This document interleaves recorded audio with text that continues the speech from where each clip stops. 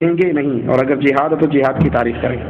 صحیح مسلم میں رسول اللہ صلی اللہ علیہ وسلم کی حدیث موجود ہے، ایک شخص نے آ کر سوال کیا، ایک شخص مال کے لیے لڑتا ہے، ایک شخص قوم قبیلے کے لیے لڑتا ہے، ایک شخص وطن کے لیے لڑتا ہے۔ من قاتل فی سبیل اللہ، اللہ کے راستے میں مجاہد قتال کون کر رہا ہے؟ تو رسول اللہ صلی اللہ علیہ وسلم نے اصول سمجھایا، یہ اصول ہر جگہ پہ فٹ کر لو، ٹھیک ہے؟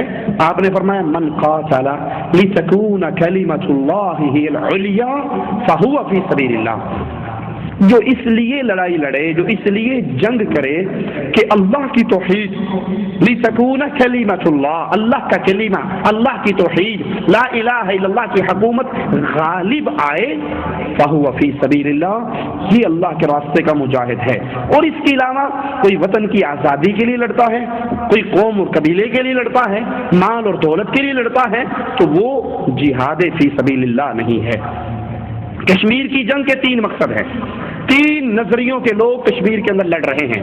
ایک لبریشن فرنٹ والے جو مقامی کشمیری ہیں، ان کا نعرہ ہے کشمیر بنے گا خود مختار۔ میں نے خود ان کے نعرے کئی پہاڑیوں پر پڑھے ہیں، آزاد کشمیر میں سے گزرتے ہوئے کوٹلی سائڈ پر، وطن یا موت، وطن یا قبر، وطن یا کفن، ان کی جنگ کفر کی جنگ ہے، وطنیت کی جنگ ہے، یہ جہاد فی سبیل اللہ نہیں ہے۔ دوسرا گروہ مفتی سعید عبداللہ گروپ، میر وائز گروپ، جو انڈیا کے ساتھ الحاق چاہتے ہیں، جو مقامی اس وقت حکومت ہے وہ انڈیا کے ساتھ الحاق چاہتی ہے، تو انڈیا کے ساتھ الحاق کرنے والے بھی اللہ کی توحید کے لیے نہیں لڑ رہے، وہ بھی وطن پرستی کی جنگ کر رہے ہیں، وطنیت کی جنگ ہے، اسلام نہیں ہے۔ کڑوی بات ہے لیکن مجبور ہوں، مسجد میں کھڑا ہوں، ڈنڈی نہیں مار سکتا، جھوٹ نہیں بول سکتا، قیامت کے دن آگ کی لگام پہنائی جائے گی اس مولوی کو جو لوگوں کے ماتھوں پہ پڑنے والے بل کو دیکھ کر مسئلہ بدل جاتے ہیں۔ مسجد میں کھڑا ہوں، جھوٹ نہیں بول سکتا، پوچھا گیا ہے تو مجبور ہوں جواب دینے پر۔ جو پاکستان سے لوگ جا کے کشمیر میں لڑ رہے ہیں، جن کو ISI لڑوا رہی ہے، پاکستانی فوج لڑوا رہی ہے، ان کی ٹریننگ پاکستانی فوج کرواتی ہے، ان کے ٹریننگ سینٹر وہ چلاتی ہے، ان کو چندہ وہ دیتی ہے، فنڈنگ وہ دیتی ہے، ان کے رسالے وہ چھپواتی ہے، ان کے خرچے وہ اٹھواتی ہے، بندہ اندر جا کے مر جاتا ہے، 40,000 روپے تنظیم کو پاکستانی فوج دیتی ہے۔ ان کا نظریہ کیا ہے؟ کشمیر بنے گا، لے لو، کوئی پاکستانی نہیں بیٹھا یہاں پر، کشمیر بنے گا، کشمیر بنے گا پاکستان۔ تو کشمیر بنے گا پاکستان کس چیز کے لیے لڑ رہے ہیں؟ پاکستان کے لیے، تو وطن کی جنگ ہے، اسلام نہیں ہے، توحید نہیں ہے، کفر کی جنگ ہے، وطنیت کی جنگ ہے، ٹھیک ہے؟ میری بات کڑوی ہے لیکن معاف کر دینا، چندہ لینے نہیں آیا، دوبارہ نہ بلانا، نہیں آؤں گا، ناراض ہو جاؤ گے تو، لیکن یاد کر لو، یاد کر لو، ہمارے پاکستان لاہور میں نے دیکھا ہے کئی تنظیموں کے جلسوں کو اشتہار چھپتے ہیں، تکمیل پاکستان، استحکام پاکستان، کہ کشمیر کی جنگ تکمیل پاکستان کی جنگ ہے، کشمیر کی جنگ استحکام پاکستان کی جنگ ہے۔ ایک مولوی صاحب بہت بڑے ہیں، میں نام نہیں لیتا، ان کی تقریر سن رہا، وہ کہنے لگے تم نہیں سمجھتے پاکستان یوں، اگر انڈیا کشمیر میں جیت جاتا ہے تو پھر اگلا اٹیک پاکستان پر ہوگا، ٹھیک ہے؟ یہ کشمیر کی جنگ پاکستان کے پانیوں کی جنگ ہے، پاکستان کا پانی روک لے گا انڈیا ہند میں، کشمیر میں۔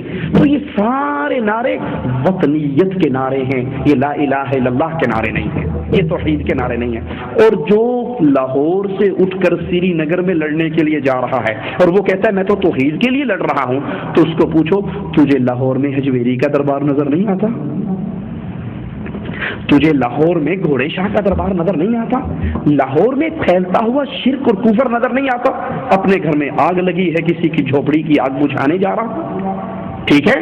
تو جنگ ہوتی ہے لا الہ الا اللہ کے لیے جو لڑی جائے، وہ توحید کی جنگ ہے۔ وطنیت کی جنگیں سیاسی جنگیں ہیں، اور اس میں اگر کوئی مارا جاتا ہے وہ اپنے اپنے ایمان اور عقیدے پہ اٹھایا جائے گا۔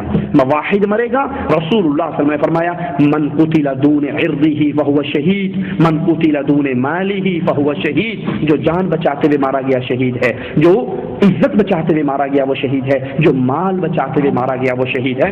اپنے اپنے مواحد مرے گا تو جنتی ہے، مشرک مرے گا تو وہ کشمیر میں مرے، افغانستان میں مرے، عراق میں مرے، جہاں مرضی مر جائے، یا علی مدد کرنے والا مرے گا تو سیدھا جہنم میں، غریب نواز کا بندہ مرے گا تو جہنم میں، کشمیر میں لڑنے کی وجہ سے وہ جنتی نہیں ہو سکتا، ٹھیک ہے؟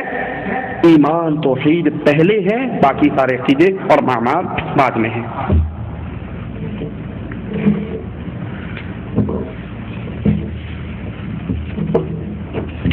یہ بھائی سفید کاغذ کیوں